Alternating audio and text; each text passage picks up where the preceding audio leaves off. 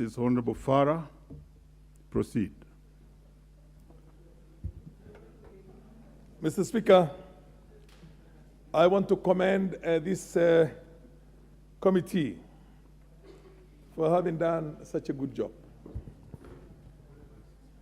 Having said that, Mr. Speaker, it is a pity, 60 years after independence, with the blood of Samoei Ole Koitalel, the land that was grabbed and stolen from the Africans of this country is still owned by the same thugs who stole it. And today, the poverty-stricken sons and grandsons and granddaughters of the same people who fought for this country are begging those multinationals to give them jobs that pay menial amounts of money, and in the process, those girls are being raped. Mr. Speaker, not yet UHURU. Anybody who thinks that we got independence, we never got independence. Our independence is just symbolic.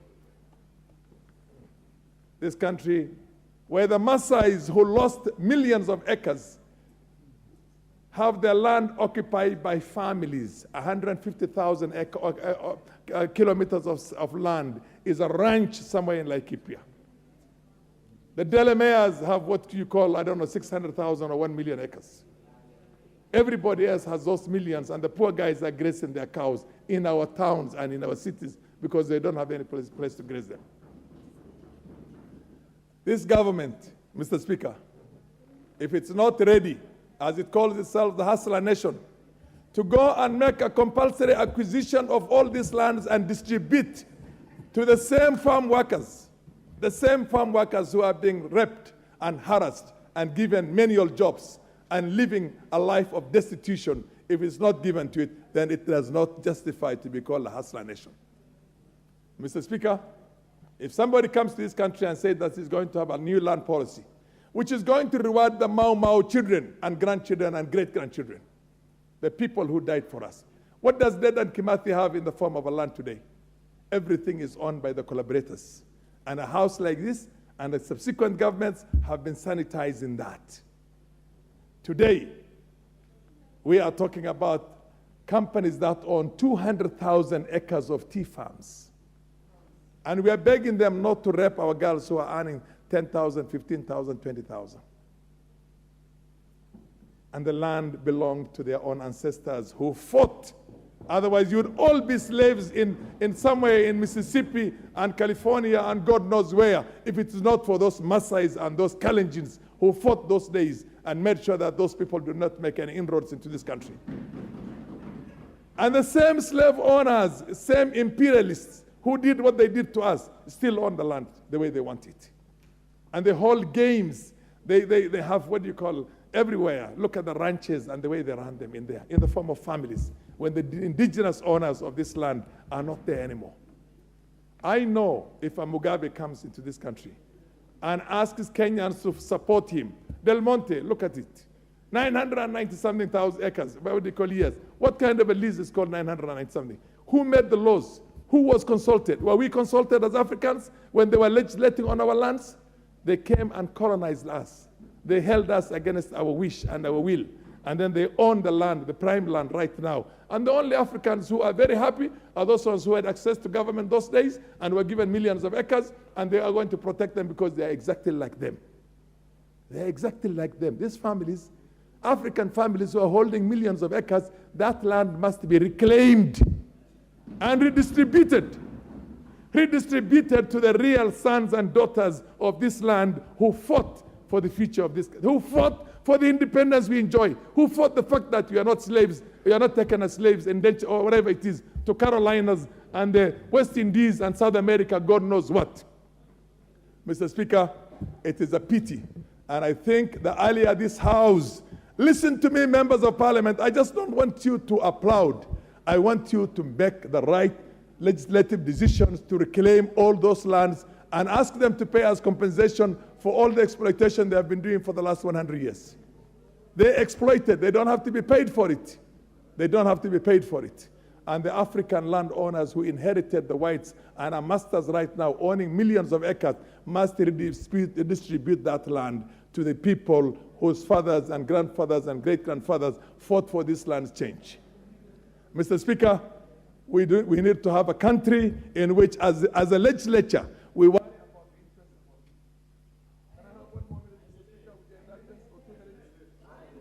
Please give him 1 minute.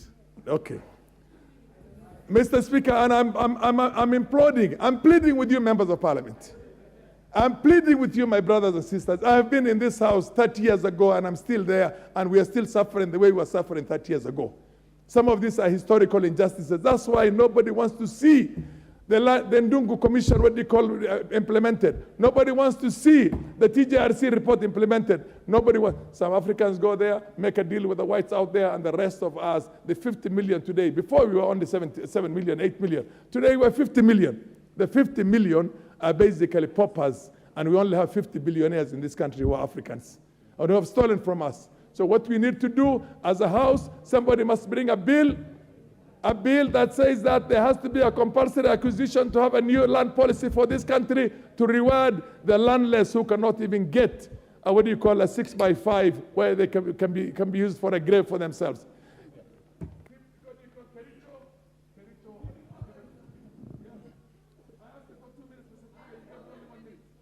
We have Honorable Farah, you have spoken very well on this matter, and we added you 1 minute. Please allow the other members also to speak on this, so that, okay, because of public demand, we add you 1 more minute, please.